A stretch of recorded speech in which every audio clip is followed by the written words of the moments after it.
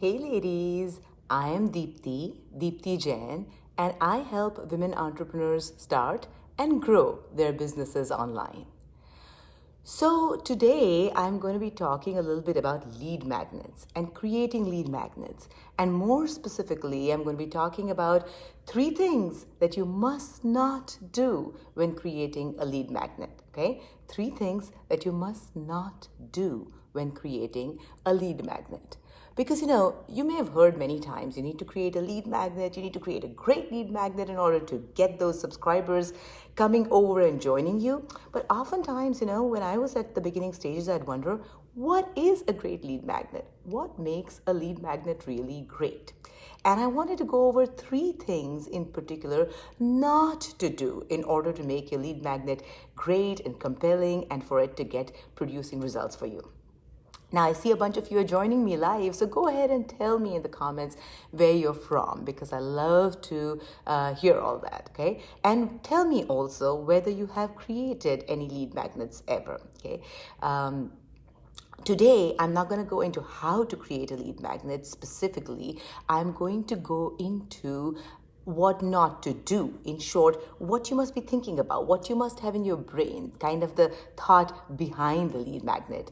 Hey, Oli, thank you for joining. It's awesome to see you here. So tell me if you have created a lead magnet before, and if you did, how it went. Did you get a bunch of subscribers off of that lead magnet? Okay. All right, before I jump right into the 3 things I want to talk about today, I did want to say, if you are not already part of our group, please do join, because it's a group where women entrepreneurs get together and help each other. It's a totally supportive environment and it's an amazing community. We exchange a bunch of valuable tips in there and everything. And above all, I feel like the support and the love and the positive reinforcement you get in there is something that is really, really special. Okay. All right, I'm going to go ahead and delve into the 3 things that you must not do when you are creating a lead magnet. Okay, ready? The first thing you must not do, you must not make it generic, okay? What I mean by that is you don't want it to be something that is just general information, okay? Because when you try to be something for everybody, you end up being no one to anyone, okay? So what you want to do, like with everything else in your business, and I say this many, many times if you've heard any of my other lives, but it's really important to keep in mind when you're creating a lead magnet, and that is you want to create something that is valuable for your ICA. ICA, your ideal client or customer avatar. This is the person that you want to be selling your product or your business to. So that is the person that you want to get on your subscriber list. And therefore, the lead magnet you're creating must be something of value to that kind of person, okay? So in short, if, for example, you have, what example should I give? If, for example, you have a cosmetics business, okay? But you also happen to know a lot about gardening. And you say, I will give you 5 wonderful tips on growing perennial flowers in your garden, okay?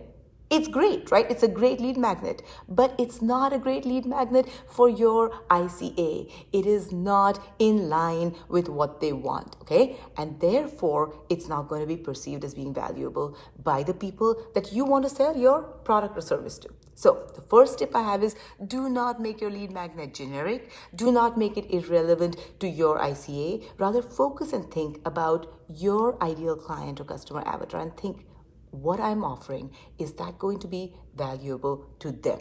Okay, so that's point number 1. Hey, everyone who's watching, jump in, tell me where you're from, and tell me if you have ever created a lead magnet before. Because if you haven't, or I guess even if you have, one of the other things I'm thinking of doing in the future in one of my lives is going over how to create a simple PDF lead magnet, like how you'd exactly go about creating it, or maybe I'll do that as part of a challenge. So let me know in the comments if that's something that you're interested in, because then I can put it on my to-do list and in my plan, okay? All right, so that was point number 1. Point number 2, yes, point number 2, your lead magnet cannot be very large. So the second thing you must not do, you must not make your lead magnet very large, okay? Now it might seem like that's counterintuitive, right? Because you want to give so much value, you want to pack it all in there, but listen up. When you are giving somebody a lead magnet, typically this is a person that doesn't know you. This is a person that doesn't know you, okay?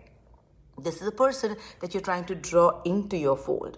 If they don't know you, if they've never heard from you before, do they really want to be reading a 25-page long thesis and spend their time doing that? Of course not, right? Of course not. You want to give them a quick win. You want to give them like 3 minutes of an aha moment, right? They read something real quick or they watch a video real quick and they're like, oh my God, this is great. Yeah, I want to hear more from this person. And then they give you the email address and become an email subscriber, or they become a messenger subscriber, which is what I really like.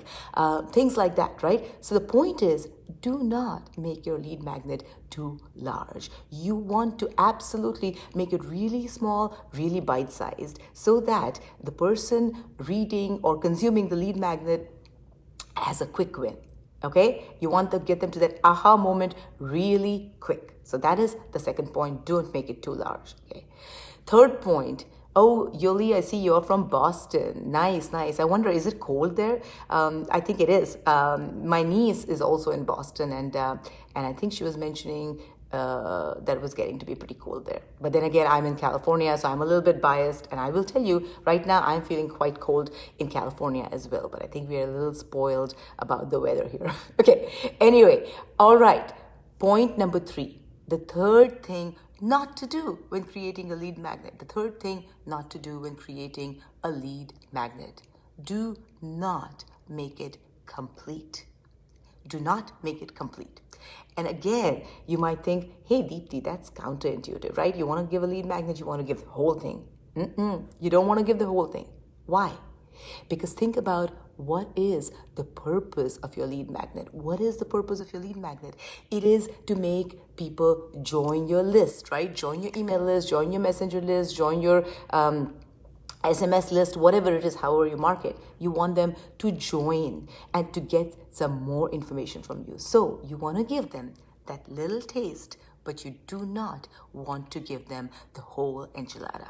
And the analogy I like to use here is, the lead magnet is, the appetizer at best. It is not the entree. It is not the complete meal, right? So do not make your lead magnet complete. Keep them wanting more. Keep them thinking, oh, this was so great. What else does she have, right? That's what your lead magnet should be. So point number 3, do not make your lead magnet complete. Okay. Now, in just 1 second, I'm going to go ahead and summarize all 3 points. Before I do that, I want to say one more time, for those of you watching who have not yet joined our group, please do, because we exchange a lot of valuable tips. I do some lives specifically in that group, and when I do those in there, I go into much more detail. I chat for a lot longer. I answer a lot of questions and so on and so forth. So join our group, and it's an amazing community of women entrepreneurs supporting each other. And right where you're watching this live, you should be able to find a link to join that group. So please do join our group. And also, I have a little cheat sheet outlining exactly the 3 things I went into today. And actually, it's a great example of a lead magnet. So go ahead and download that cheat sheet. It's totally free. You can download it now by clicking on the link that I have included also near here, or you can go to the URL deeptijainconsulting.com/lead-magnet 3 things not to do. And the 3 is the number 3, okay? So it's deeptijainconsulting.com/lead-magnet 3 things not to do. But the link should be here near where you're watching. All right, quick recap. 3 things not to do. Number 1, do not make your lead magnet generic. Number 2, do not make your lead magnet large or time-consuming to consume. And number 3, do not make your lead magnet complete. All right, let me know in the comments below if you found these thoughts or these tips valuable, if you found them useful, and if you're going to try these out in your next lead magnet. I hope you do. All right, have a wonderful day. And remember, ladies, we can and we will. Happy holidays. Bye for now.